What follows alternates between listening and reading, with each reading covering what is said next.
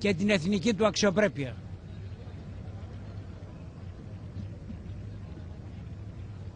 Σήμερα ο ελληνικός λαός δίνει μια σκληρή μάχη.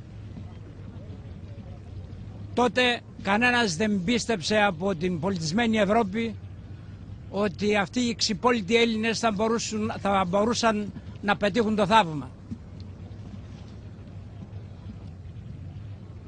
Και είναι και στιγμή να θυμηθούμε εκείνους τους φιλέλληνες που διαπνεόμενοι από τις αρχές της Γαλλικής Επανάστασης κατέβηκαν να βοηθήσουν τον αγωνιζόμενο ελληνικό λαό.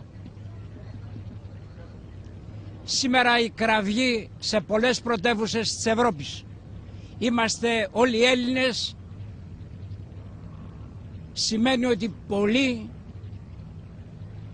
αποδέχονται ότι ο αγώνας που δίνει σήμερα ο ελληνικός λαός είναι σκληρός. Αλλά όπως τότε πετύχαμε το ακατόρθωτο και σήμερα θα πετύχουμε με ομόνοια και σύμπνοια. Δεν θα λυγίσουμε για να αποκατασταθεί η αξιοπρέπεια αυτού του λαού που πολλές φορές δεν αξίζει αυτής της ευρωπαϊκής συμπεριφοράς.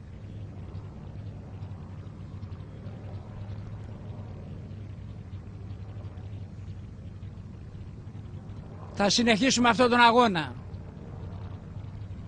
και στο τέλος θα είμαστε νικητές. Γιατί στις πιο κρίσιμες στιγμές αυτός ο ελληνικός λαός έδειξε τη δύναμή του, την ψυχή του, το θάρρος του, την αποφασιστικότητα να πετύχει τους στόχους που βάζει. Και είμαι βέβαιος ότι θα τους πετύχουμε. Ευχαριστώ πολύ.